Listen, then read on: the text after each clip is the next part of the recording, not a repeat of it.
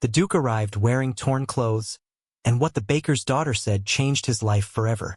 Winter came to the village of Cotton Hollow the way a creditor comes to a shuttered shop, early, without knocking, and unwilling to be turned away. It arrived with a wind that stripped the last brown leaves from the churchyard yews and pressed frost against every windowpane like a bailiff pressing a summons.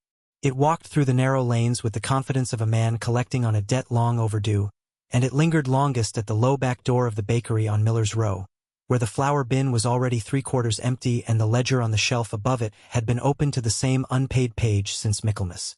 Inside that bakery, in the blue hour before the sun troubled itself to rise, Clara Ellery worked as she had worked every morning of her 22 years, which is to say alone, in silence, and without any expectation of being noticed for it. She was a slight young woman with the kind of face that people forgot before they had finished looking at it, not because it was plain. It was not plain, though she did not know that, but because she had learned very young the trick of standing quietly enough that even light seemed to pass through her rather than settle upon her. Her hair, the color of dark honey, was bound at the nape of her neck with a strip of unbleached linen. Her eyes were a slow, careful gray. Her hands were floured to the wrist and steady as a clock. She was measuring rye. There is a way of measuring a grain that can be learned in an afternoon, and a way of measuring a grain that can only be learned across the seasons. The first is a matter of scoops and scales and the confidence of daylight. The second is a matter of listening, to the small dry whisper the rye makes when it slides against itself, to the different, coarser whisper of oat, to the almost silent slide of milled spelt, and of trusting a hand that has done the thing 10,000 times to do it once more without asking permission of the eye. Clara Ellery had learned the second way. She had learned it because there had been mornings, one whole winter, when there had been no money for candles at all, and she had made a choice then that she had never quite unmade, that she would rather be the sort of woman whose competence did not depend on any light but her own. She poured a measure into the sponge. She stirred once, and then again, and then a third time in the careful 3-turn motion her mother had taught her when she was 7. The third turn always slower, always deeper, because that was the turn that woke the yeast. The kitchen was cold and blue around her. The oven, banked from the night, was the only warm thing in the room. Beyond the small east window the churchyard yews moved once in a heavier gust and were still again, and Clara, without turning to look, knew from the sound alone that the wind had shifted a point toward the northeast, which meant a hard frost by nightfall, which meant the almshouse loaves ought to be a fraction denser than yesterday's so they would keep another day if the roads iced up and Mrs. Peake could not send the boy down. She adjusted the rye. She added, by feel, a further half-scoop. She measured it by feel because the candle by the flour bin had gone out an hour ago and she had not lit another. Candles were dear, and she had told herself in October that she would learn the weight of a quarter-stone in the palm of her hand rather than pay for wick and tallow to see it. She had learned. She could tell rye from oat, oat from barley, barley from spelt, by nothing more than the drag of the grain against the pads of her fingers. She could tell whether the yeast in the crock was tired or lively by the way the sponge sighed when she pressed it. She could tell whether the oven was ready by holding the back of her hand 3 inches from the brick and counting how long she could bear it. None of this had ever been remarked upon by anyone. Her father, Silas Ellery, the master baker of Cotton Hollow, was a good man, but a tired one, and a man who had come slowly to believe that daughters were what the Lord sent when he meant to send sons and then forgot himself. Her mother had been dead 9 years. Her younger sister, Jane, was pretty and quick and much petted in the village and did not rise before 6. Clara had risen at 4 every morning since she was 13, and no one, not once, had ever come down the stairs to find her at it and said the word thank you. She did not resent this. Resentment took energy she did not have to spare. She simply took the rye between her fingers, felt it, poured it, and thought about the current loaves. There were to be 6 of them today. 5 for the parson, 1 for the almshouse. The almshouse loaf she made without being asked, and she did not put it on her father's ledger. While Clara was measuring rye in Cotton Hollow, 140 miles to the south, in a bedchamber that would have held her father's entire bakery 3 times over, Edmund Alastair Rothwell, 9th Duke of Ashbourne, was being fitted for a coat he did not intend to wear. He was 30 years of age, tall, dark-haired, with the kind of face that carried its authority quietly, in the line of the jaw and the length of the eyelashes, rather than loudly in any theatricality of expression. His hands were long, capable, and marked at the knuckles by a thin white scar he had earned at 15, in a fall from a horse he had refused to be helped down from. His grandmother, the Dowager Duchess, said the scar was the truest thing about him. He did not disagree. There was a particular quality to the bedchamber that morning that he was aware of and could not name. It was a room he had slept in for 21 years, since he had been moved out of the nursery, and yet the light coming through its tall windows fell on it now as though it belonged to another man. The tester bed with its dark green damask hangings. The tall walnut wardrobe with the 9th Duke's crest embossed in silver at its lock. The writing desk beneath the window at which his father had, 12 years ago, sat down after breakfast, opened a letter, set the letter aside, closed his eyes and never opened them again. Everything in the room had the quality of belonging to someone recently dead. It was not, he suspected, the room. It was him. He had woken that morning, in the room in which his father had died, feeling for the first time as though he were living someone else's life on borrowed time, and the borrowing had come due. He turned from the tailor. He walked to the window. He looked out over the frostbitten park. Tall, dark-haired, with the kind of face that carried its authority quietly, in the line of the jaw and the length of the eyelashes, rather than loudly, in any theatricality of expression. His hands were long, capable, and marked at the knuckles by a thin white scar he had earned at 15, in a fall from a horse he had refused to be helped down from. His grandmother, the Dowager Duchess, said the scar was the truest thing about him. He did not disagree. He was being fitted because his uncle, Lord Percival Rothwell, his father's younger brother and, since the 9th Duke's father's death, his self-appointed conscience, had entered the room 10 minutes earlier with the news that a bride had been chosen. A Lady Cordelia Farrowmere, second daughter of the Earl of Farrowmere, 24, accomplished on the pianoforte, fluent in Italian, in possession of a very fine chestnut mare and a very fine opinion of herself. The marriage, Lord Percival had said, was not urgent, but neither was it optional. The Ashbourne line, he had said, would not be permitted to end in an unmarried duke sulking in his library. The Ashbourne line, he had said, had obligations to itself. Edmund had listened. He had said nothing. He had allowed the tailor to press a length of Bath superfine against his shoulders. And then, when his uncle had left the room, he had walked to the window, looked out over the frostbitten park, and made a decision that his uncle would, 3 months hence, describe as the most ungovernable act of his nephew's life. He decided he would not meet Lady Cordelia Farrowmere until he had first met a woman whose good opinion he had earned rather than inherited. He decided he would not sign his life over to an alliance while his life was still, in every mirror, wearing a coat someone else had ordered for him. He decided he would go north and he would go alone and he would go on foot for the last part of it and he would go in a coat he had chosen himself. A plain traveling coat, brown wool, unlined, the elbows already thin, because he wanted for 1 week only to walk in a world that did not know his name. He did not tell his uncle. He did not tell his grandmother, though the Dowager Duchess, who missed nothing, watched him ride out at first light 2 days later and merely said, to her lady's maid, "Let him go. He is looking for the one thing his father never found."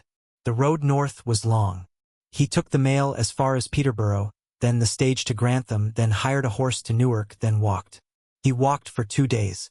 He walked in weather that was not quite snow and not quite rain, in a coat too thin for the season, on roads that grew rougher the further north he went. He walked past hedgerows stripped of berries by the frost, past stubble fields where crows worked the last of the fallen barley, past low stone cottages with smoke rising thin and grudging from their chimneys, past a shepherd who nodded at him and past a tinker who did not, and he thought, as he walked, less than he had expected to think. It seemed to him that the walking was doing the thinking for him, that each mile put something down that he had been carrying without knowing it, and that by the time the second day was ending he was lighter than he had been in a decade in a way that had nothing to do with the weight of his coat. He had 1 silver piece left in his purse at the beginning of the second day, and by evening it was gone, spent on a bowl of onion broth at a coaching inn where the landlord had looked at him twice, taken his coin, and asked no questions. He slept that night in a haystack behind the inn because he had not had money for a bed, and he slept better in the hay than he had slept in 12 years in Ashbourne House, and he understood, waking at dawn stiff and cold with straw in his hair, that he was going to have to think very carefully, when this week was over, about the manner in which he had been living the rest of his life. On the second day, in a cross-country shortcut recommended to him by a farmer he had shared bread with, he was set upon by 3 men who did not know he was a duke. On the second day, in a cross-country shortcut recommended to him by a farmer he had shared bread with, he was set upon by 3 men who did not know he was a duke, did not care that he was a gentleman, and were interested only in what was in his purse. He fought. He was tall and he was strong, and he had been taught by a fencing master who had once served in the Peninsular War, but there were 3 of them and 1 of him, and he lost the purse, and he lost the coat, and he lost, in a way he could not have predicted, the last of a certain kind of pride he had been carrying without knowing it. He did not lose the ring. He had, at the last moment, twisted the signet from his little finger and pushed it deep into the seam of his boot, and the men had not thought to look at his boots. When he stood up in the wet grass, his coat was in strips around his shoulders, his lip was split, his purse was empty, and he was 7 miles from the nearest village, and the wind was the wind of Cotton Hollow, and it was very, very cold. He walked. He walked because there was nothing else to do.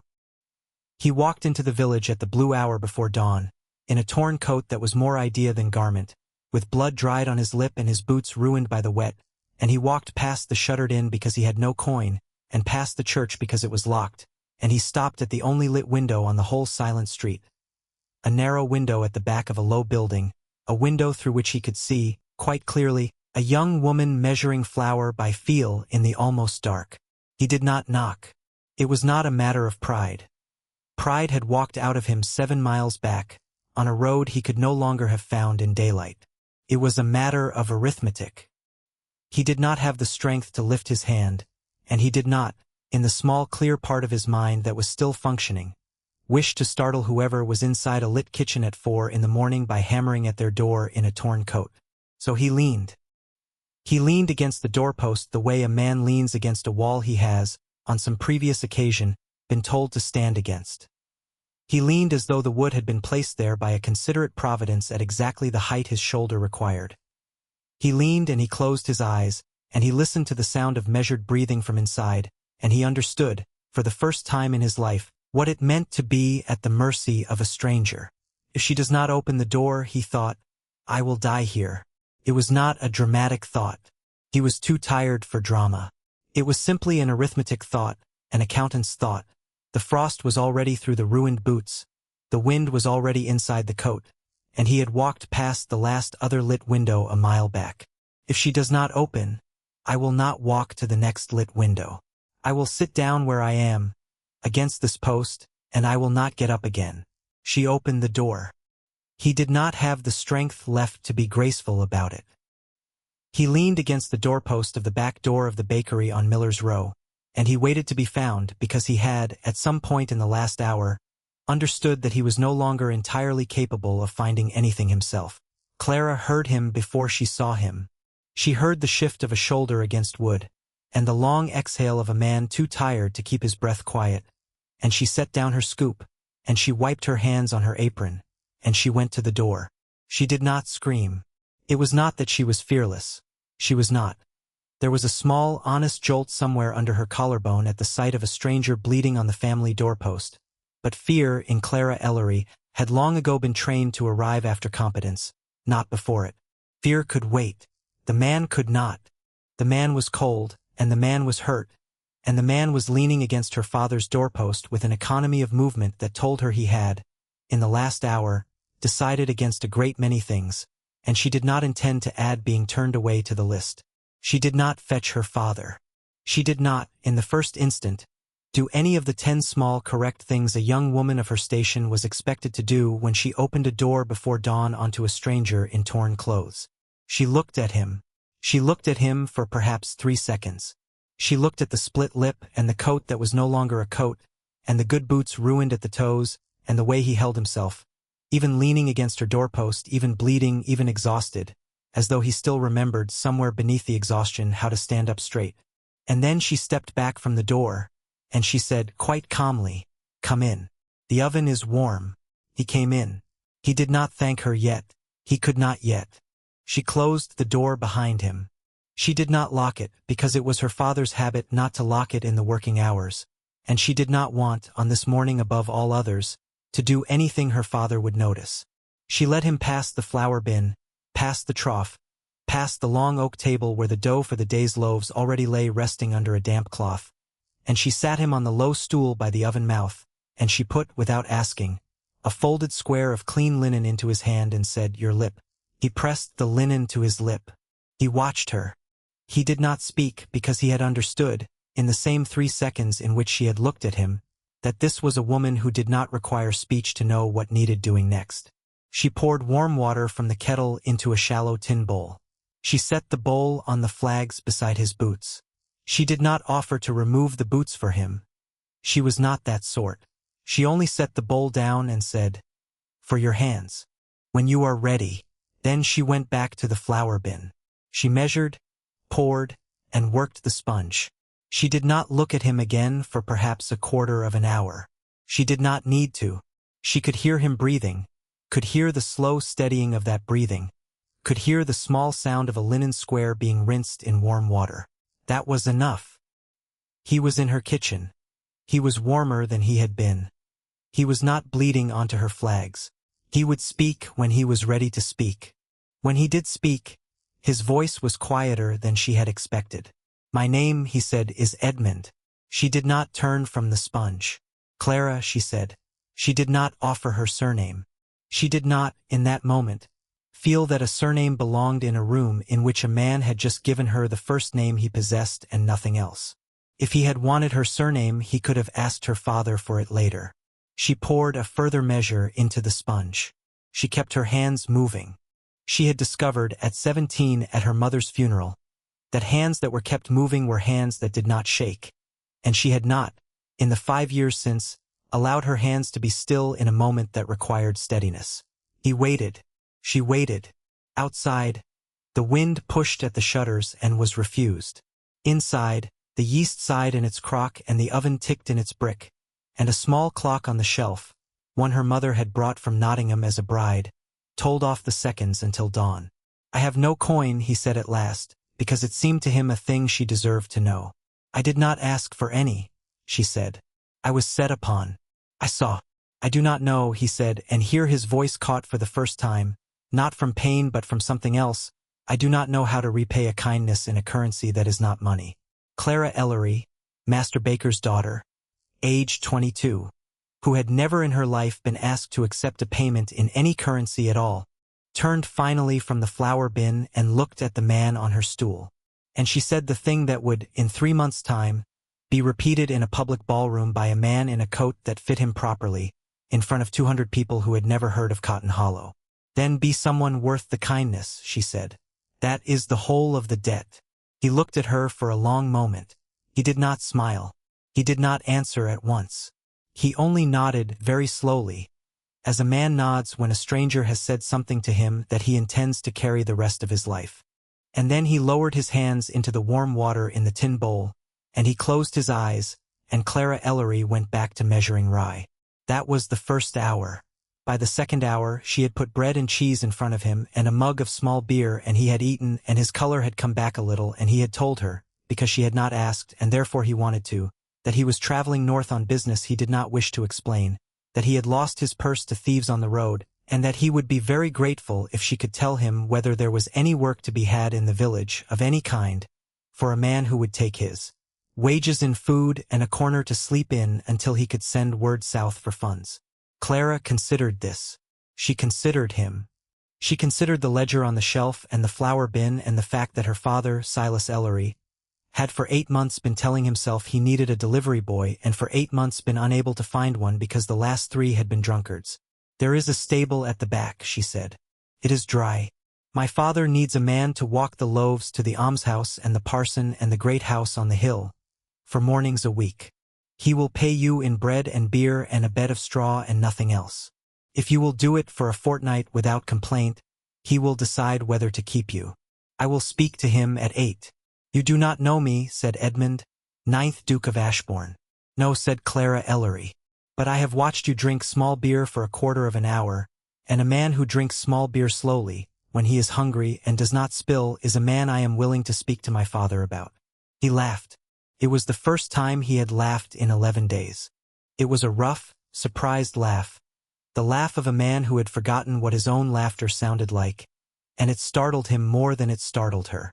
"Then speak to your father," he said, "and I will not spill." She did speak to her father. Silas Ellery came down at 8, saw the man on the stool, saw the split lip and the ruined coat, saw the clean floors and the risen sponges and the stack of loaves already shaped for the second bake. And he said, in the tired voice of a man who had long ago stopped expecting the world to send him help, "You'll sleep in the stable. Bread and beer. Not a penny.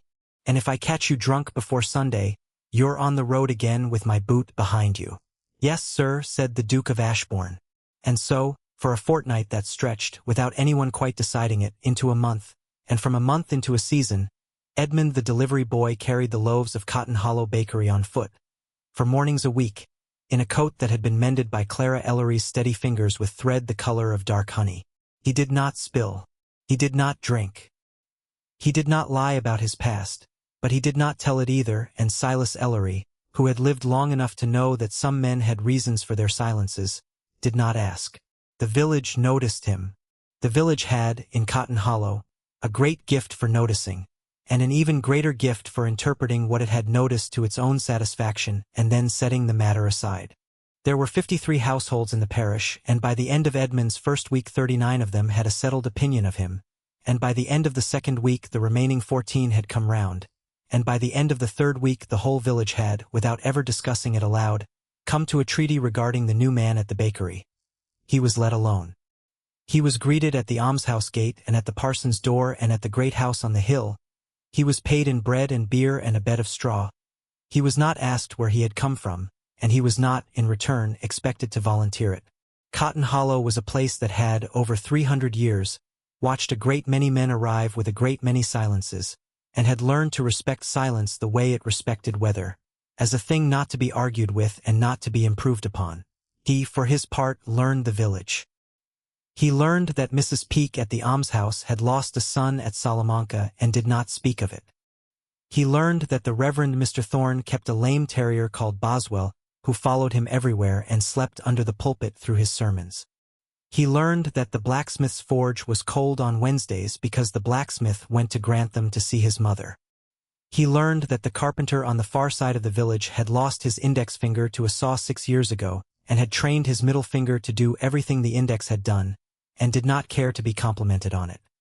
He learned, in short, that a village was not, as he had half believed all his life, a picturesque backdrop to the great houses that sat above it. A village was a working machine made of people, and every one of the people in it was carrying something specific, and the machine ran because they had all agreed, without ever signing an agreement, to carry those things without discussing them. Clara did not whisper. The village always notices a new man, particularly one who is tall and quiet, and speaks like a gentleman even when he has just been asked the price of a current loaf. The village whispered. The village decided he was a discharged officer, or a disinherited son, or a schoolmaster fleeing debts, and having decided this, the village lost interest, because in Cotton Hollow a story once told was a story finished. Clara did not whisper. Clara watched. She watched him in the mornings, when he came in from the stable with straw still in his hair, and she watched the small careful way he shook the straw out onto the flags outside the door rather than tracking it in. She watched him at noon, when he sat with a bowl of stew at the low end of the work table and ate slowly, and she watched him in the afternoons, when he sat by the oven mending harness for her father because he had asked, of his own accord, what else needed doing. She watched the way he handled the loaves, carefully as though each one mattered, and she watched the way he handled her sister Jane, and she watched him in the afternoons, when he sat by the oven mending harness for her father because he had asked, of his own accord, what else needed doing. She watched the way he handled the loaves, carefully as though each one mattered, and she watched the way he handled her sister Jane, who at 17 was very pretty and very forward and had, within a week, decided that Edmund the delivery boy was the most interesting thing that had ever happened in the back kitchen of the bakery on Miller's Row. He handled Jane politely. He did not flirt. He did not, even when she leaned across the table with her hair loose and asked him whether he had ever been to London, allow his eyes to travel where a lesser man's eyes would have traveled. He answered her questions, and he refilled her small beer, and then he went back to mending harness, and Jane, after 2 weeks of this, gave up on him with a small, disappointed shrug and turned her attention to the blacksmith's apprentice, and Edmund, without ever having noticed the campaign or its conclusion, remained where he had been. On his stool by the oven, watching Clara measure rye. He did not court her either. He did not know how. He had been raised to court women by asking their fathers first, and he could hardly ask Silas Ellery for the hand of Silas Ellery's daughter while he was sleeping in Silas Ellery's stable and eating Silas Ellery's bread. So he watched and he learned and he waited. He learned that she made an extra loaf every fourth morning, that did not go on the ledger, and that she sent this loaf with him to the almshouse, and that the almshouse warden, an old woman named Mrs. Peake, always cried a little when she took it. He learned that Clara kept a small notebook in her apron pocket, in which she wrote down every recipe she had ever perfected, in a hand as careful as a scholar's, and that she had, in 3 years, filled 211 pages of it. He learned that when she thought no one was watching, she would break off a crust of the day's first loaf and eat it standing at the back door, looking east into the coming light, as though she were, in that one small daily moment, having a private conversation with something larger than the bakery. He learned that she was, in every way that mattered to him, the most competent, the most unshowy, the most quietly generous person he had ever met, and that if he had lived to be 100 in Ashbourne House he would not have met her, because Ashbourne House did not send its carriages down Miller's Row.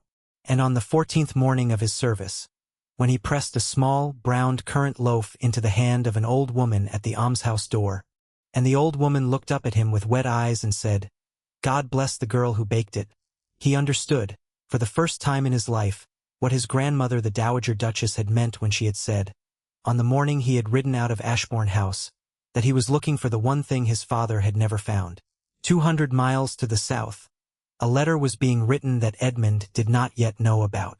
Lord Percival Rothwell, having received no word from his nephew for 6 weeks, and having received a most pointed letter from the Earl of Ferromere concerning his daughter Cordelia's rapidly ripening patience, had decided that if his nephew would not come south to be married, then the marriage would be brought north to be executed. He wrote to the Bishop of Lincoln. He wrote to a firm of solicitors in London. He wrote, most consequentially, to Lady Cordelia Ferromere herself, and he included in the letter a piece of information he had come by through a coachman who had come by it through a farmer who had come by it through the boy who cleaned the boots at the coaching inn in Newark. His nephew, Lord Percival wrote, had last been seen on foot on the road to Cotton Hollow. Lady Cordelia Ferromere, upon reading this, did not become angry. She was too well-bred for anger and too intelligent for it. She became, instead, curious. And then, within a day, she became a woman with a plan. She ordered her mare saddled. She ordered her ladies maid to pack. She sent, ahead of her own arrival, a discreet letter to the great house on the hill above Cotton Hollow, a house belonging to a distant cousin of hers, one Sir Marcus Havelock, announcing her intention to visit for the London season's early weeks, and requesting the loan of his ballroom for a small assembly, at which she would like, she said, to gather the neighborhood. She signed it, as she signed all her letters, with a small pressed sprig of peacock feather. She did not know, when she sealed the letter, that the 9th Duke of Ashbourne was, at that hour, sitting on a low stool by an oven mouth in a bakery on Miller's Row, watching a young woman with dark honey hair fold currants into rye dough, and that he had, that morning, decided he would speak to Silas Ellery before Candlemas. He did speak to Silas Ellery. He did not speak of his title. He did not speak of his estate. He did not speak of any of the things that were, by every reckoning of the world, the important things about him. He spoke, instead, of the fact that he had been in the stable a full season, that he had earned, in that season, the trust of the master, and that he wished, with the master's permission, to court the master's elder daughter. Silas Ellery, who had watched Edmund for 4 months and had not yet caught him drunk or lazy, or in any way false, looked at him for a long moment across the flour-dusted table and said, "You've no coin, no name I know, and no people I've met." "No, sir." "And you want my Clara?" "Yes, sir. If she will have me, she'll have you or she won't. She's her own woman. But I'll not stand in the way. Not because I approve, I do not yet know whether I approve, but because I have watched my daughter's face for 4 months, and my daughter's face has not looked at any man the way it does not look at you." Edmund did not understand this sentence at first hearing. He understood it, however, on the second. Clara had never once, in 4 months, looked directly at him for longer than the 3 seconds she had looked at him on the first morning. She had watched him unmistakably. She had watched him the way one watches something one has already decided about. And she had not looked at him full in the face again, because she had not needed to. He spoke to her that evening by the back door, in the blue hour after the last loaf had been taken from the oven. He spoke plainly. He did not kneel. The flags were wet, and Clara would have thought less of him for the theatricality. He simply said, "I would marry you, Clara Ellery, if you will have me. I cannot give you a great deal at present. I can give you my word, my work, and a promise that whatever life we make will be built on the same table we made this bread on." Clara looked at him. She looked at him for the second time in 4 months, full in the face, for perhaps 5 seconds. She looked at the split lip that had healed, and the coat she had mended, and the eyes that had, in 4 months, never once traveled where a lesser man's eyes would have traveled. "You have not told me the truth about yourself," she said, "and I have not asked. I will not ask now. But when the day comes that the truth arrives at that door," she nodded at the back door of the bakery, "you will tell it to me before it tells itself. That is the whole of what I require." "You have my word," said Edmund, 9th Duke of Ashbourne, and he meant it, and he did not know, standing there in his mended coat in the blue hour, that the truth would arrive at that door in less than a fortnight, and that it would arrive dressed in peacock blue, with a small pressed feather in its glove. They were married 11 days later, on a Tuesday morning of very light snow, in the small stone parish church of Cotton Hollow, whose east window had been broken by a hailstone in 1782 and never quite properly mended, so that a thin cold draught moved always along the chancel step. The church smelled of damp hymnals and cold stone and, faintly, of the beeswax candles Mrs. Peake had contributed from the almshouse store as her private gift to the day. There were 7 people in the pews, if one counted the Reverend Mr. Thorne's terrier Boswell, who counted himself. There was Silas Ellery, in a coat brushed for the occasion and a stiff collar he did not care for. There was Jane Ellery, weeping decorously in a bonnet trimmed with a length of new blue ribbon she had persuaded her father to buy for her at Newark. There was Mrs. Peake at the back in her black bonnet, weeping less decorously and unashamed of it. There was the carpenter from the far side of the village, who had come uninvited and stood at the back, because he had liked the look of the delivery boy for 4 months and had decided at breakfast to attend the wedding. There was the blacksmith's apprentice, who had come because Jane had let it be known she would appreciate it. And there was Boswell at the vicar's heels, thumping his tail once at every response. Clara wore her plainest grey wool. At the parish church of Cotton Hollow, by the Reverend Mr. Thorne, with Silas Ellery giving the bride and Jane Ellery weeping decorously in the front pew and Mrs. Peake from the almshouse weeping less decorously in the back. Clara wore her plainest grey wool. Edmund wore the coat she had mended.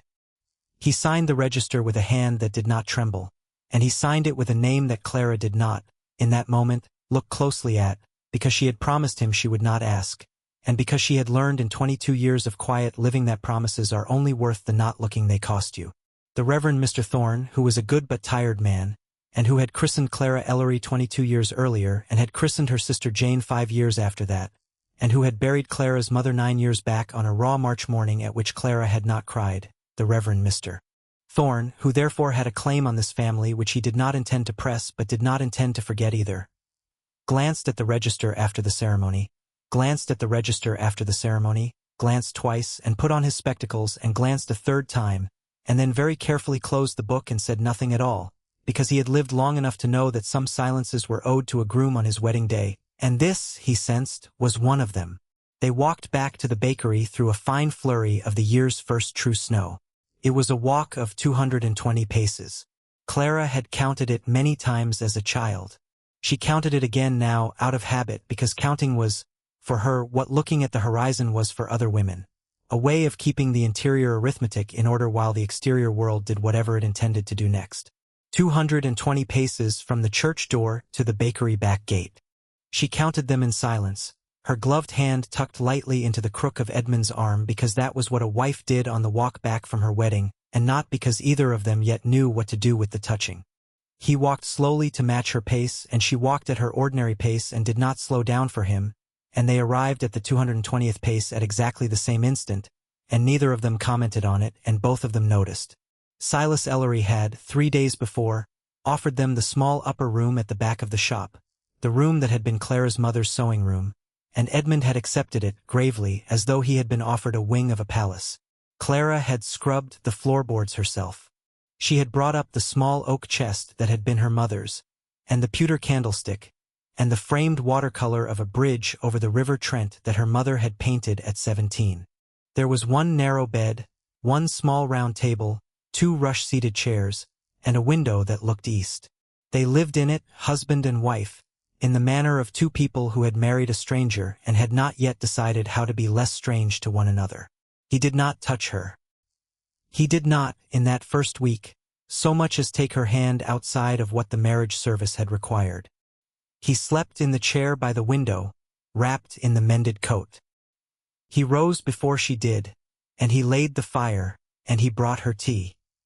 He did all the things a good husband does, and none of the things a husband might have permitted himself, and Clara, watching him from beneath her lashes as she pretended to sleep, understood without being told that he was waiting for her to come to him rather than requiring her to be come to. It was a strange, cold, formal way to be married. The days were the same as they had been. She baked, he delivered, her father grunted approval over the ledger, and yet the nights were an unfamiliar country. They spoke in the small room in low voices. He read aloud to her, in the second week, from a small volume of Cooper's poems he had bought for a penny from a peddler, and she listened, and she said nothing because his reading voice was, she discovered, one of the most beautiful things she had ever heard, and she did not wish to interrupt it with any comment less careful than it deserved. In the third week of their marriage, on an evening when a slow steady rain was coming down over the roof of the bakery and the wind had, for once, gone somewhere else to be a nuisance, Clara sat at the long oak table downstairs and watched her father and her sister eat their supper at the far end of it, for yards away, exchanging shouted pleasantries down the length of the wood because that was how a table too long for a family had trained its family to speak. She watched Edmund at the near end, silent, spooning stew with the patience of a man who had eaten alone in a great many rooms in his life and did not require conversation to enjoy a meal. She looked from him to her father to Jane and back again, and she thought about the small upper room with its 2 rush chairs and its one narrow bed, and she thought about her mother, who had, in this same downstairs kitchen 20 years ago, eaten her supper at this same long table with this same shouting, and who had never once, so far as Clara could remember, sat down opposite anyone at a table small enough for conversation. And Clara Ellery, Master Baker's daughter, age 22, decided, over a bowl of turnip stew, that she was not going to be the 3rd generation of Ellery women who ate her married suppers at a table designed for a bakery. She looked up from her sponge one morning and said, without preface, the dining table is too long. He looked up from the harness. He did not, at first, understand her. He had been mending a bridle strap that had been broken for 3 weeks and had been waiting, patient as harness always waits, for someone to notice it. He set down the awl. He looked at her across the flour-dusted work table. He said, which table? The long oak one. In the shop. We eat at it, you and I and Papa and Jane, at supper. It is 4 yards long and we sit in a row. It is a table for a bakery, not for a family. I would like a smaller one, a round one, for upstairs, so that you and I might eat 1 meal a day, just the 2 of us, without shouting the length of a table to be heard. He was quiet for a long moment. He looked down at the awl in his hand. He looked back at her. How small, he said. Small enough for 2. Not so small that a 3rd could not be squeezed on if a 3rd came. He nodded once. He did not smile, though something inside his chest, he noticed with a small, private surprise, had moved. Round? He said. Round. I have never in my life eaten at a round table. I have decided I would like to. I will make you one, said Edmund, 9th Duke of Ashbourne, who had, in his life to that date, given orders for the making of a great many tables and had not, in his life to that date, made one. He looked up. He did not understand at first. The long oak table, she said. In the shop. We eat at it, you and I and Papa and Jane, at supper. It is 4 yards long and we sit in a row. It is a table for a bakery, not for a family. I would like a smaller one, a round one, for upstairs, so that you and I might eat 1 meal a day, just the 2 of us, without shouting the length of a table to be heard. He set down the harness he had been mending. He stood up. He said, I will make you one. He did.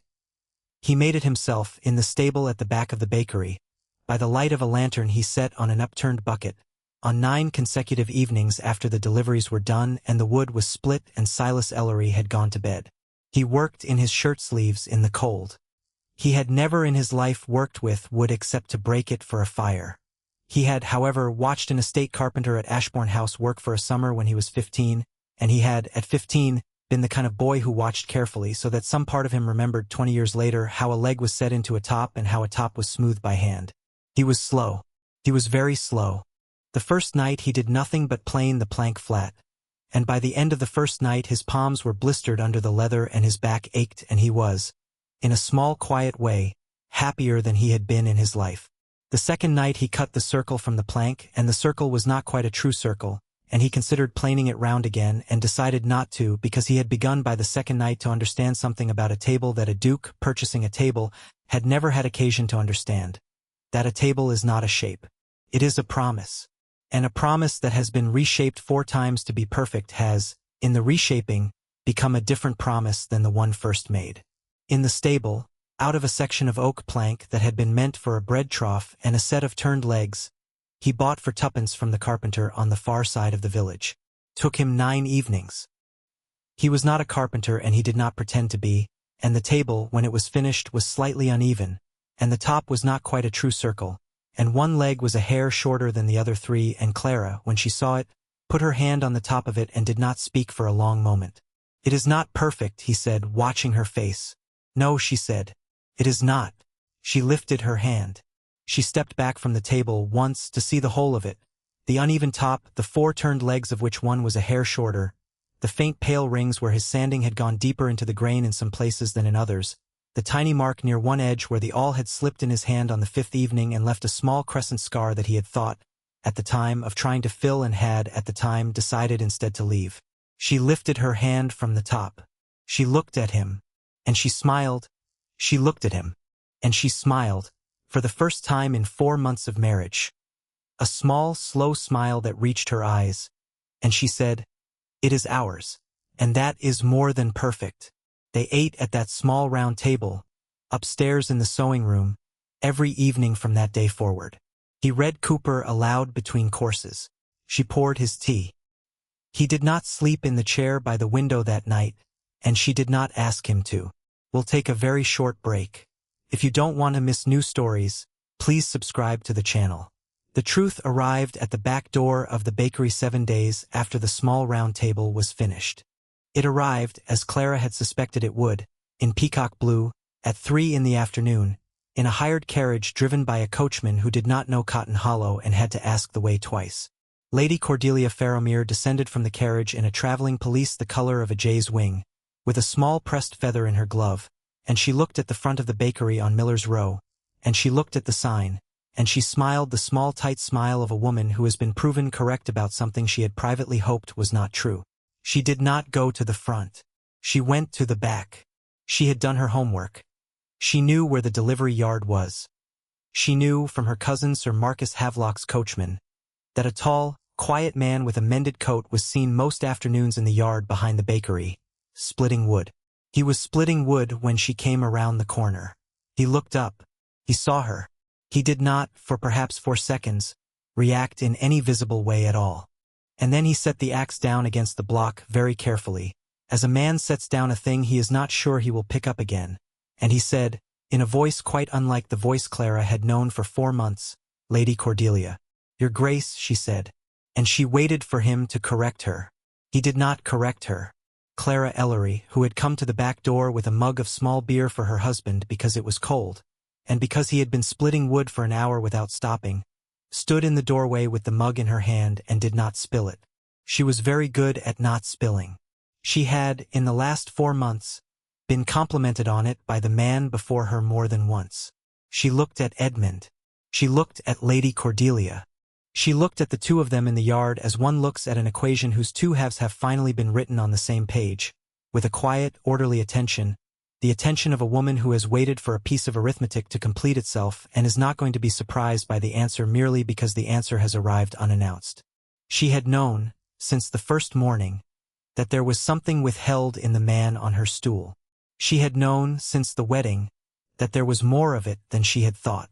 She had known, since the Reverend Mr. Thorne had put on his spectacles at the register and closed the book carefully, that whatever the withholding was, it was of the kind that came with letters and seals and, eventually, with peacock blue carriages. She had prepared herself, in the last 3 weeks, for the arrival of exactly this, and having prepared herself, she was in no hurry, now that it had arrived, to be its victim. She looked, finally, at the small pressed peacock feather in Lady Cordelia's glove, which was catching the light, and she understood, all at once and with a great and terrible clarity, that the truth had come to the back door before her husband had had a chance to tell it. He turned. He saw her. His face which she had watched for 4 months, which she had come, in the last week of ovens and Cooper and a small round table, to know better than any face on earth, became, in the single second in which he saw her holding the small beer, the face of a man who understood that he had failed the only test that had ever mattered to him. He crossed the yard in 4 strides. He did not touch her. He did not, in the sight of Lady Cordelia Farrowmere, so much as reach for her elbow. He only stopped a pace in front of her, and he said quietly, "Clara, I am the Duke of Ashbourne. I came north to walk 1 week in a coat no one had ordered for me. I was set upon on the road. I lost the coat. I came to your door. Everything else you know is true." Clara looked at him for a very long moment. She did not spill the small beer. She set it, without looking, on the ledge beside the door. "You promised me," she said, "that the truth would come to that door before it told itself. It has told itself." "Yes," he said. "I know. You had 11 days, she said. "You had 4 months. Yes." She looked past him, at Lady Cordelia Farrowmere in the peacock blue pelisse. "And this lady," she said, "is here because—" "Because," said Lady Cordelia, who had listened to the whole exchange with the polite attentiveness of a woman at a matinee, "his uncle, Lord Percival Rothwell, has for 6 months intended that the Duke of Ashbourne should marry me. Your Grace," she inclined her head to Edmund, "I hold in my hand a letter from the Bishop of Lincoln, and a second letter from your uncle's solicitors, informing me that a betrothal contract signed by proxy on your behalf, 3 days before you rode out of Ashbourne House, is in force, and that the matter of your arrangement in this village will, of course, need to be quietly disposed of." She smiled. She held up the letter. "I have not come to make a scene. I have come to give you the opportunity to make one yourself." Edmund did not look at her. He looked at Clara. "A proxy betrothal is not a marriage," he said, still looking at Clara. "I did not sign it. It is not enforceable. My uncle overreached. I will meet it in a court of ecclesiastical law, and I will break it, and I will do it before Candlemas, and I will do it without your name." He did not gesture at Cordelia, but his meaning was unmistakable, being smirched by any part of it. "That is very gallant, your Grace," said Lady Cordelia, "but of course a court of ecclesiastical law is a slow instrument, and in the meantime the neighborhood will have questions, and I do think—" She turned to Clara for the first time, and her voice softened into something almost kind, and therefore twice as dangerous. "The young woman will find it wearing, to be a duchess in 1 week and a village embarrassment in the next. Perhaps the young woman would prefer to speak with me privately, in the parlor of my cousin Sir Marcus, tomorrow afternoon. I have some experience of these matters. I can be, when it is required, a friend." Clara, who had been standing very still, now moved. She picked up the mug of small beer from the ledge. She handed it to Edmund without looking at him. She turned to Lady Cordelia Farrowmere. "I do not require a friend of your experience, my lady," she said, in the same calm voice with which she had, on a certain morning 4 months earlier, told a bleeding stranger to come in because the oven was warm. "I have my own experience, and it is sufficient. If you wish to speak with me, you may speak with me now, in this yard, in front of my husband.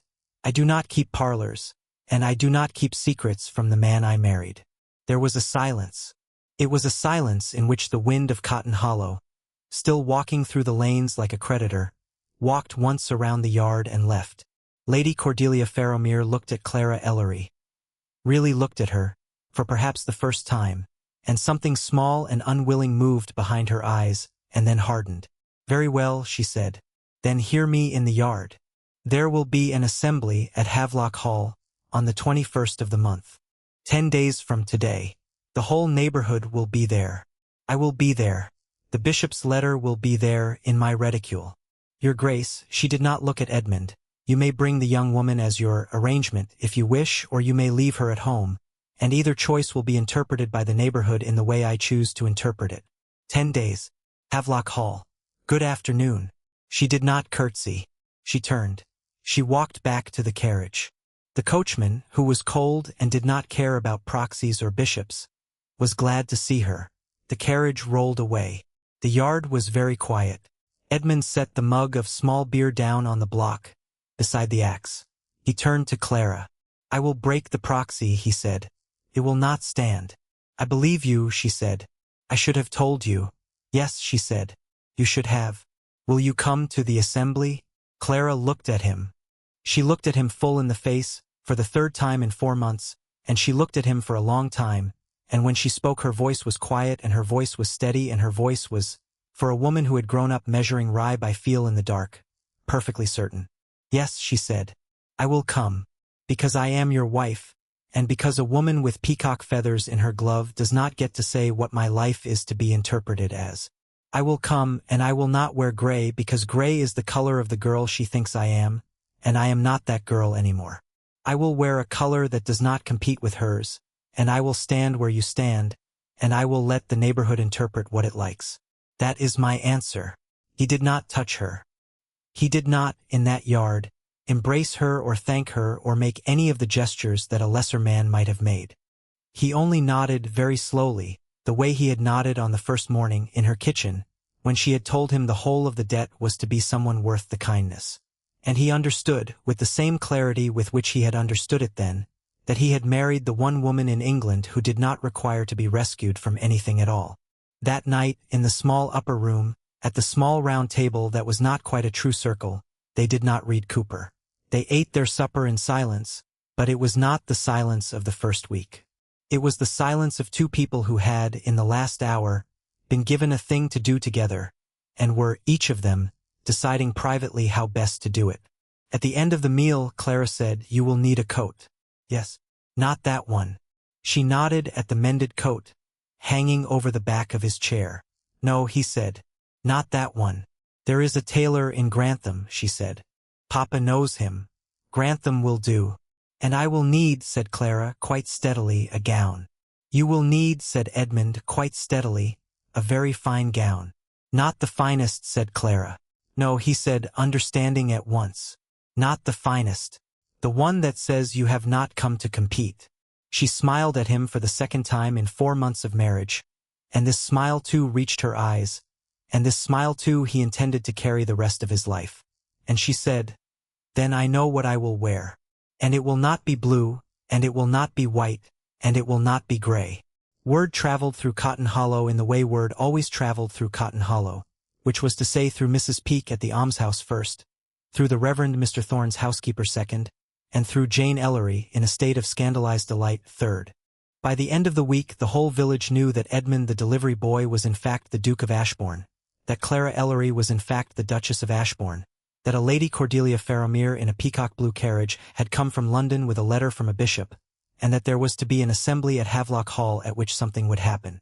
The village did not know what to do with any of this. The village had never had a duchess.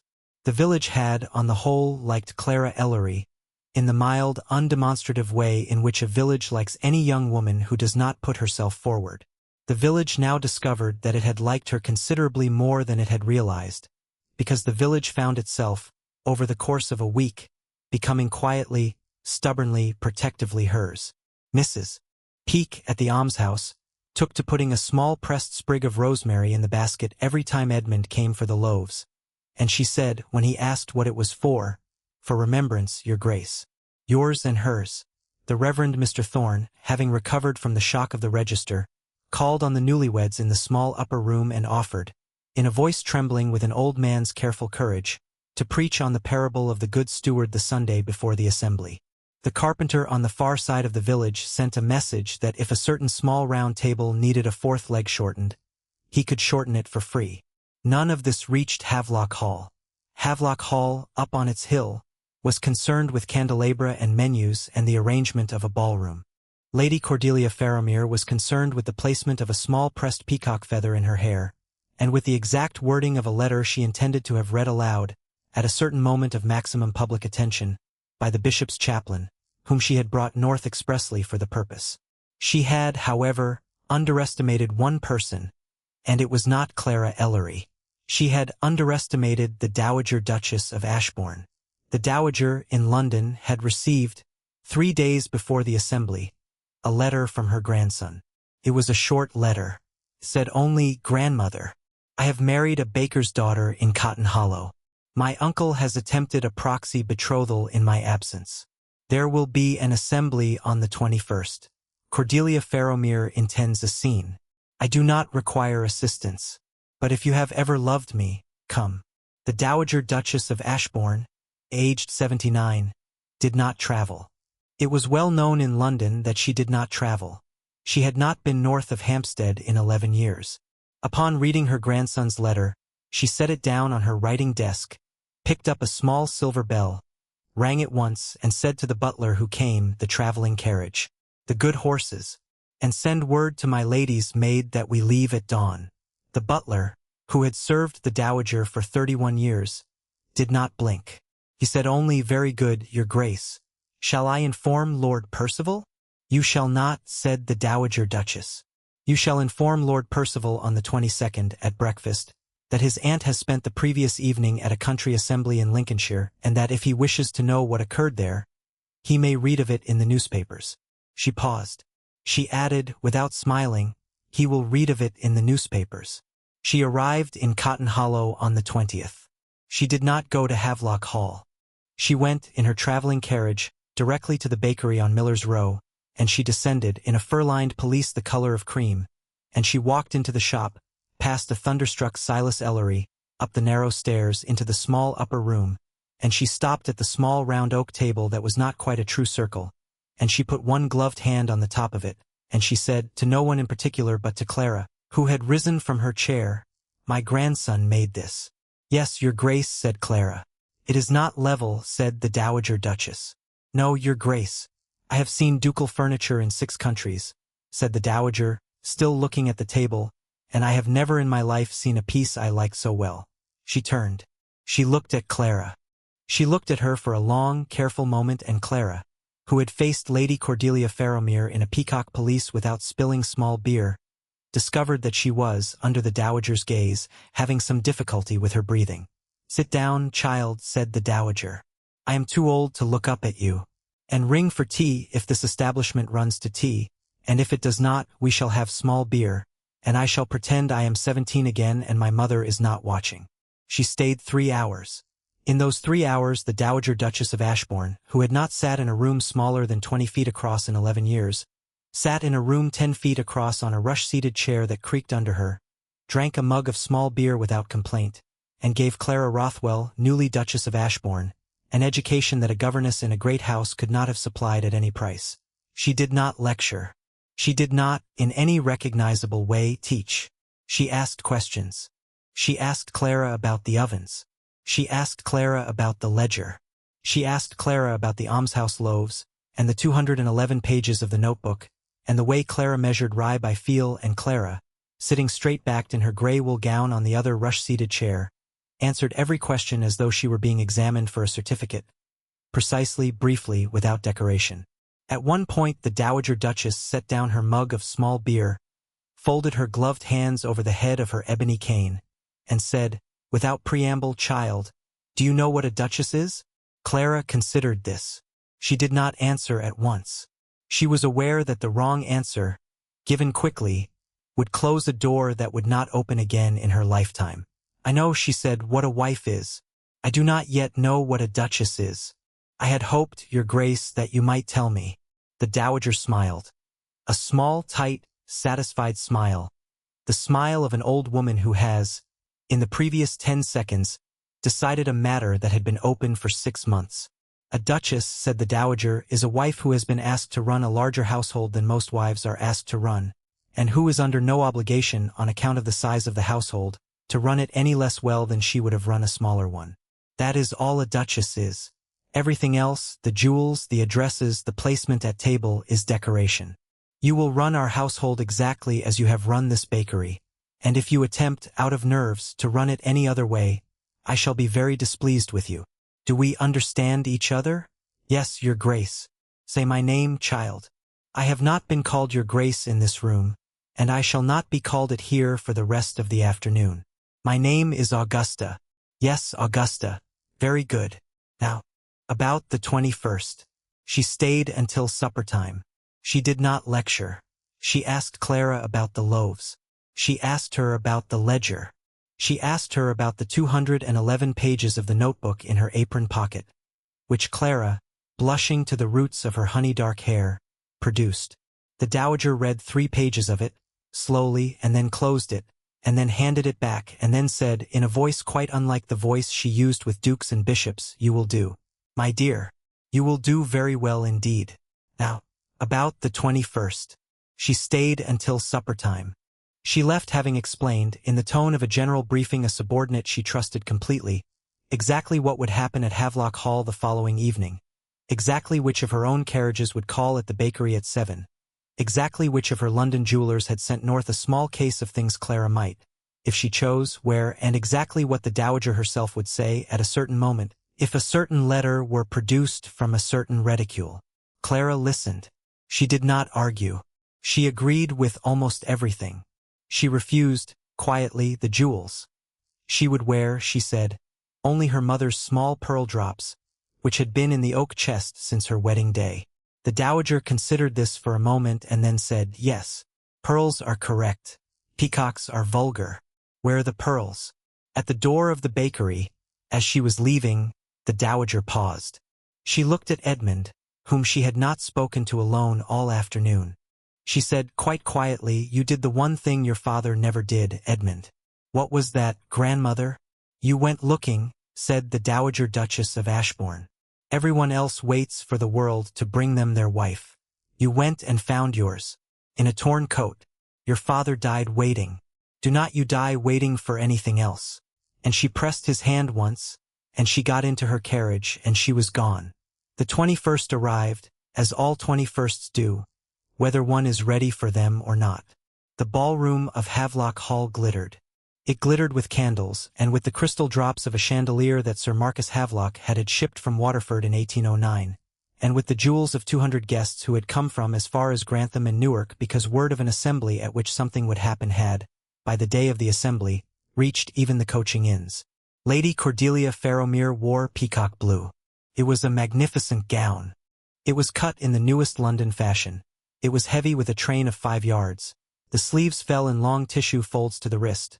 The bodice was worked with small pearled feathers. The neckline was as modest as fashion permitted, which is to say considerably more modest than it wished to be, because Lady Cordelia was too intelligent to allow the neighborhood any grievance she had not planned. Her hair was dressed high with a small pressed peacock feather at the crown, and she was, by any measure of any London matron in the room, the most striking woman present. She stood by the great fireplace at the north end of the ballroom, and she smiled and she waited. The doors opened at 8:30. The Dowager Duchess of Ashbourne was announced. The room dropped, en masse, into a curtsy or a bow, because the dowager had not been seen in a country ballroom in 11 years, and the room understood, without being told, that they were in the presence of something historic. The dowager entered on her grandson's arm. He was dressed, at last, in a coat that fit him. It was a deep charcoal, cut plain, with no ornament but a single black pearl at his throat. He was clean-shaven. His hair was ordered. His split lip had healed 4 months since. His boots were new. He did not look, to the neighborhood, like Edmund the delivery boy at all. He looked, to the neighborhood, like the 9th Duke of Ashbourne, and the neighborhood understood, in the same collective instant, that it had been in the presence of a duke for 4 months and had not, in that time, treated him a whit better or worse than it treated any other tall, quiet man, and the neighborhood was, in a small, private way, quietly proud of itself. And on his other arm, his left arm, which he had, by the dowager's instruction, kept clear for exactly this purpose, was Clara. She wore forest green. It was a silk the color of deep leaves and shadow, cut with long tight sleeves to the wrist, a modest square neckline finished in fine cream lace, and a plain gathered skirt without a train. There were no feathers in her hair, and no jewels at her throat, and no ornament of any kind on the gown at all, except a single small oval of ivory pinned at her bosom, in which was set a curl of dark honey hair. Her mother's, brought north in the oak chest at 17. She wore her mother's small pearl drops at her ears. Her hair was bound simply at the nape. Her hands were bare of rings, except for the plain gold band that Edmund had slipped on her finger in the parish church of Cotton Hollow, in a coat she had mended, in front of Silas Ellery weeping, in front of Mrs. Peake weeping, in the year of our Lord that had brought her to this door. She was, in the ballroom of Havelock Hall, the least ornamented woman in the room. She was, in the ballroom of Havelock Hall, the one at whom every eye came at last to rest. Lady Cordelia Farrowmere understood, in the first 3 seconds of Clara's entrance, that she had lost, and that she was going to fight anyway, because losing quietly was not a thing her upbringing had prepared her for. She stepped forward from the fireplace. She raised her voice, pleasantly, as though for a piece of drawing-room news. "Your Grace," she said, into a ballroom now perfectly silent. "How very kind of you to bring your companion. I had feared she would not be equal to the evening. I have a letter from the Bishop of Lincoln, which I had hoped to share with the neighborhood, concerning a matter of ducal betrothal signed by proxy last October, which I do not think," she smiled a delicate, terrible smile, "has been made quite clear to all present." She raised the letter. She held it up. The bishop's chaplain, standing 3 paces behind her, cleared his throat professionally. Edmund Rothwell, 9th Duke of Ashbourne, released the dowager's arm very gently and released Clara's arm very gently, and stepped forward 2 paces into the empty space between the fireplace and the doors, and he faced Lady Cordelia Farrowmere in front of 200 witnesses, and he spoke. He did not raise his voice. He had never in his life needed to raise his voice. "Lady Cordelia," he said, "put the letter down." She did not put the letter down. "Put the letter down," he said again, "because the letter is not the point, and it has never been the point, and everyone in this room, including yourself, knows it. My uncle attempted a proxy betrothal in my absence. It is invalid. The Bishop of Lincoln will confirm it invalid before Candlemas. That is a matter of ecclesiastical law, and it will be resolved by ecclesiastical instruments, and I do not intend to resolve it, this evening, on the floor of my host's ballroom, by embarrassing a lady who came north because her pride required her to. Put the letter down." Cordelia's hand trembled. Once. She did not put the letter down. "Put it down," said Edmund a 3rd time, quietly, "and I will explain to this room why I intend to spend the rest of my life married to the woman I brought through those doors on my arm. And when I have finished, you may raise the letter again, if you still wish to. But I do not think you will." The room did not breathe. Lady Cordelia lowered the letter. She did not put it down. She lowered it to her side. It was as much as her pride could yield in one evening, and Edmund, who was not a cruel man, accepted it as enough. He turned. He turned to the room. He did not turn to Clara. He did not need to. Every eye in the room was already on her, and he knew, standing there, that if he looked at her at this moment he would falter, and he did not intend to falter. "I did not choose her," he said, into the silence, "because she was rich, and because she had connections, and because a match with her family would have consolidated the Ashbourne holdings in 3 counties. She has none of those things. I did not choose her because she was beautiful in the fashion the London season teaches women to be beautiful. She is not beautiful in that fashion, and she is more beautiful than any woman I have ever met, and the 2 facts are not related. I did not choose her because I was told to. I was told to choose otherwise, and I did not. I did not choose her because I was lonely. I have been lonely all my life, and I had learned to bear it, and I did not require rescue from it. I did not choose her because it was expected of me. Nothing about my choosing her has ever been expected of me by anyone in this room, including my uncle, including this lady, and including myself. I did not choose her for any of those reasons. I chose her because on a certain morning last November I arrived at the back door of a certain bakery in this parish, in a coat that was no longer a coat, with no coin, with a split lip, with nothing to my name that could not have been taken from me in the next 5 minutes by any man of moderate strength. And she opened the door, and she looked at me for 3 seconds, and she said, "Come in, the oven is warm." And in the 4 months since that morning she has never once asked me who I was, or what I owned, or why I had come, and she has never once used what she did know of me to require any concession of me, and she has never once. Not one time, in 4 months of my sleeping in her father's stable and eating her father's bread and mending her father's harness, treated me as anything other than a man deserving of the small kindnesses she gave without keeping any account of them. She kept no account. That is the whole point. She kept no account of me. She kept no account of the almshouse loaf. She kept no account of the mended coat. She kept no account of any of it, because keeping account was not, to her, what any of it was for. I chose her because on a certain morning 3 weeks ago, when I asked her to marry me, she said only one thing, that when the truth arrived at that door, I was to tell it to her before it told itself. And when the truth arrived, this afternoon a week passed, dressed in peacock blue, and told itself before I had told it. She did not weep, and she did not shout, and she did not, in front of the woman who had come to shame her, spill a single drop of the small beer she had brought me because I had been splitting wood in the cold. She set the mug down on a ledge, and she said, to the woman in peacock blue, that she did not keep parlors, and did not keep secrets from the man she had married. She said it in her father's yard. She said it in a plain gray dress. She said it while I stood beside her, having, in the previous minute, failed her more comprehensively than any man in this room has ever failed his wife. I chose her because in the 4 months I have known her I have not once seen her lift her voice, and not once seen her lift her chin in pride, and not once seen her lift her hand against a person weaker than herself. And yet I have seen her every morning at 4 o'clock, in a cold kitchen, lift a scoop of flour by feel because she could not spare the price of a candle.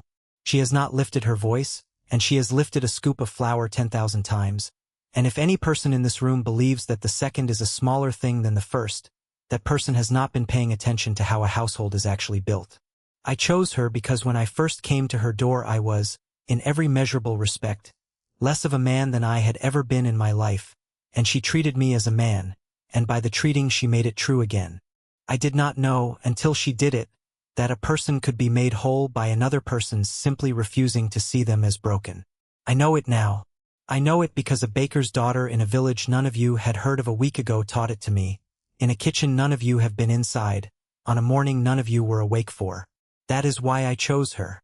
Not for a fortune, not for a name, not for a connection, not for a fashion, not for a rescue, not for an expectation. I chose her because she said, "Come in, the oven is warm," and she meant it, and she has gone on meaning it, and she will go on meaning it, and I have staked the whole remainder of my life on the meaning of it. And I will tell any man in this room who wishes to dispute the choice that he is welcome to raise the matter with me at any hour of any day at any place of his choosing, and I will meet him there, and I will not lose. He stopped. He turned. He looked at last at Clara. She had not moved. She had stood, through the whole of it, in the same position in which she had entered on his arm, with her hands folded quietly at her waist over the small oval of ivory. Her eyes were wet, but she had not wept because Clara Ellery did not weep in public, because Clara Ellery had learned long ago that weeping was a currency she did not intend to spend where it could be watched. She was looking at him. She was looking at him full in the face, as she had looked at him 3 times in 4 months and no more, and there was, on her face, the smallest possible smile, and the smallest possible nod, and the whole ballroom of Havelock Hall understood, in that smallest possible smile and that smallest possible nod, that the 9th Duke of Ashbourne had, in the previous 4 minutes, told 200 witnesses the truth of his life. Lady Cordelia Farrowmere lowered the letter the rest of the way. She lowered it to her side, and then, after a moment, she opened her gloved fingers, and she let it fall to the polished floor of the ballroom, and she stepped very slightly over it, as one steps over a small stain, and she inclined her head. Not much, but enough, and she said, in a voice that was, for the first time in her life, not entirely under her own control, "Your Grace, my compliments to the Duchess," and she walked very steadily out of the ballroom, and she did not come back. The bishop's chaplain, uncertain whether to follow her or the letter, picked up the letter, folded it, put it in his coat, and followed her. The Dowager Duchess of Ashbourne, from her chair by the wall, tapped her cane once, quite gently, against the polished floor, and the small orchestra by the far windows, which had been waiting for a signal from someone with the authority to give one, understood that the assembly had resumed, and struck up a country dance in 3/4 time. Edmund crossed the floor to Clara. He did not run. He had never run in his life. He walked. He walked the way he walked to the flower bin every morning of that 4 months, without hurry, without ceremony, because there was nowhere else in the world he intended to go. He stopped in front of her. He held out his hand. "I do not know the London dances," said Clara, quietly. "Then we will not dance them," said Edmund. He led her, not to the center of the floor, but to a small alcove by the long east windows, where a bench of dark walnut had been set for elderly guests who did not care to sit at the tables. He did not sit. He turned to her. He took both of her hands in both of his, the first time in 5 months of knowing her, that he had held both of her hands at once, and he looked down at her and he said so quietly that no one but she could hear it, "Clara." "Yes," she said. "I will not fail you again." "I know," she said. "You will not fail me again because you know now what failing me looks like, and a man who has once seen the shape of his own failure does not walk into it a second time. You will make other mistakes. You will not make that one." She lifted her chin only a little. "Kiss me. Once. And then we will go home. I do not care for ballrooms. I did not come for the ballroom. I came for the standing beside you, and I have done it, and now I would like to go home." He kissed her. He kissed her once, gently, in the alcove by the east windows, with the country dance in 3/4 time playing behind them and the neighborhood politely not looking. And it was, both of them understood without needing to say so, not the first kiss of a courtship but the first kiss of the marriage that had, until that evening, been a paper thing and was now, from that kiss forward, a thing built out of the same wood as a small round oak table that was not quite a true circle. They went home. The Dowager Duchess of Ashbourne stayed at the assembly another hour, out of good manners, and then the Dowager Duchess of Ashbourne also went home, which is to say to Havelock Hall, where she had accepted, that afternoon, Sir Marcus's rooms for the night, and where she slept, for the first time in 11 years, north of Hampstead, and where she dreamed, according to her lady's maid the following morning, of her late husband, and smiled in her sleep, which she had not done in a decade. A year later, on a morning in early November, 1 year almost to the day, from the morning on which a stranger in a torn coat had leaned against the doorpost of the back door of the bakery on Miller's Row, Clara, Duchess of Ashbourne, was measuring rye. She was measuring it in a much larger kitchen than the one on Miller's Row. The still room at Ashbourne House was easily 4 times the size of the whole ground floor of the bakery, and it had, when she had first walked into it 11 months ago on the arm of her husband, contained 47 glass jars of dried herbs, a copper still that had not been used since 1793, 3 broken churns, a great deal of dust, and precisely no ovens. Clara had considered the room for a full quarter of an hour, in silence, in her modest traveling gown, and had then turned to her husband and said only, "It has an east window." He had understood at once, and had sent for the estate mason the following morning, and the still room had, over the following 6 months, been quietly and beautifully unmade and remade as a working bakery. The copper still moved to a smaller pantry down the passage, the herb jars recatalogued, the dust taken away, and 2 ovens set into the west wall by a bricklayer from Grantham who had built the ovens at Belvoir Castle, and who, on being asked by the 9th Duke of Ashbourne to build a pair of ovens for a duchess who intended to bake in them herself, had allowed himself the first genuine expression of astonishment of his professional life, and had then built the finest ovens he had ever built.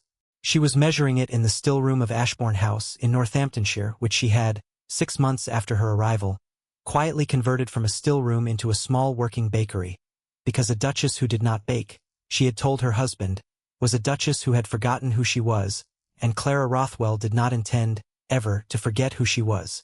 The room was warm. A fire burned in the grate. On the long window sill sat 2 things: a copy of Cooper's poems, considerably worn, and a small oval of ivory containing a curl of dark honey hair. On the scrubbed pine table in the middle of the room sat a small, round, browned currant loaf, freshly out of the oven, and a small round oak table, brought south with them from the bakery, one of only 3 pieces of Miller's Row furniture Clara had refused to leave behind, set now for 2 with mismatched pewter, in a corner of the still room where the light came in from the east. The door opened. Edmund came in. He was not wearing a coat someone else had ordered for him. He was wearing a coat Clara had, over the summer, sat and watched a Grantham tailor cut for him from a length of very good broadcloth she had chosen because it was the color of deep leaves in shadow. He carried, in one hand, a folded piece of paper. In the other, he carried the ring of the almshouse warden, Mrs. Peake, who had died in the spring, and which Mrs. Peake had, in her will, left to the Duchess of Ashbourne, whose bread, Mrs. Peake had said in a hand shaky but perfectly legible, had never once in 12 years failed to arrive on a Wednesday. "You are up early," he said. "I have been up early every day of my life," said Clara. "You are the one who is up early. I am the one who is on time." He smiled.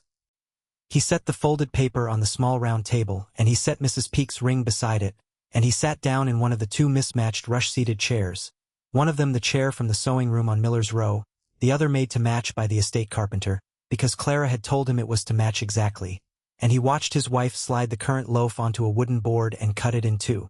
"The Reverend Mr. Thorne writes from Cotton Hollow," he said, tapping the folded paper. "Jane is engaged. The blacksmith's apprentice." "I know. Papa wrote yesterday. Your father is well?" "He is well. He has hired 2 men. He is thinking of a third." Clara paused. She looked at Edmund across the small round table that was not quite a true circle. "He is proud, I think. He will not say so, but he is proud. He should be. So should you," said Clara. "For what?" "For a great many things. But this morning, for the fact that Lord Percival Rothwell sent, last night, by the London mail, a note of apology. It arrived after you had gone to bed. I read it." Edmund looked at her. He raised an eyebrow. "A full apology?" "Partial apology," said Clara. "The kind of apology a man of Lord Percival's age gives when he has been told, by his mother, that the alternative is his mother. It will do. It is more than I expected. I have written back in your name thanking him. I did not tell him the tone he is required to take with me from now on. He will discover it." Edmund began quietly to laugh. "You have been," he said, "a duchess for 11 months. I have been Clara Ellery for 23 years, she said. "The Duchess is the newer skin. It is fitting more comfortably than I feared, but it is still the newer skin." She poured his tea. He broke the current loaf. He broke it the way she had taught him to break it that winter on Miller's Row, with his thumbs, from the crust inward, so that the steam would rise once cleanly rather than in half a dozen thin escapes. Steam rose. It caught the pale morning light through the east window of the still-room bakery, and hung a moment and dispersed. He tore the half in two, and set half of that half on her plate, and set half of that half on his own plate, and looked across the small round oak table at his wife. His wife, at whom, 1 year in, he had not yet exhausted the pleasure of looking, and understood, with the small, unremarkable clarity that had come to characterize his mornings, that the fortune he had been born into had been in every particular smaller than the fortune he was, this morning, eating breakfast inside of. He looked at it, the small, round, brown loaf, the same shape and size as the loaves she had sent to the almshouse a year before, and he did not need to speak. He had, in the last 12 months, learned Clara's language well enough to understand a currant loaf when he was handed one. She sat down across from him. She lifted her own cup. "You were seen, Edmund," she said quietly, meeting his eyes across the small round oak table. "Even when you thought you were invisible. And you saw me, even when I thought I was invisible. That is the whole of what has happened to us. Everything else is decoration." He set down the loaf. He took her hand across the small round table. He said, "Everything else is decoration."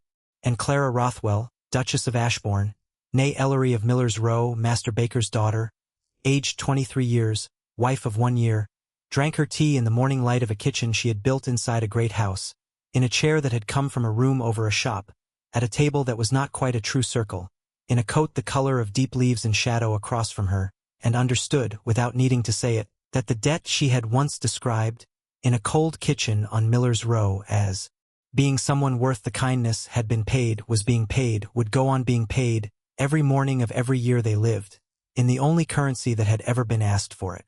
If you enjoyed this story of a duke in a torn coat and the baker's daughter who saw him truly, our next tale takes you to a windswept coast in Cornwall, where a viscount in a fisherman's smock washes up in the household of a widowed innkeeper's daughter, and one small, deliberate act of trust with a lantern at midnight changes 2 lives forever. Thank you for listening to the story all the way to the end. Please tell us which city you're watching from and what the story made you feel. Don't forget to subscribe so you won't miss new stories.